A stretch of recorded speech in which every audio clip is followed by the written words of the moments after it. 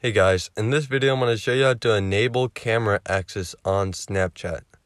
So if you go to Snapchat and you try and open it and it says this is a camera app, like this right here, I'll show you how to turn on the camera access so that you can use Snapchat.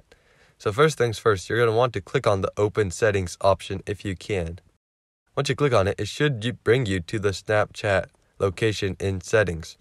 But if it didn't bring you there, how you're going to find it is you go to settings, then you just scroll down from the main menu down until you find Snapchat. Once you get to Snapchat, you can turn on the camera by toggling this little button on to the right of it.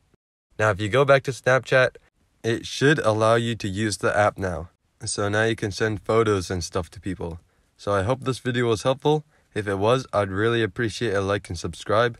Leave any questions you have in the comment section below. I'll do my best to answer them. And I will see you guys next time.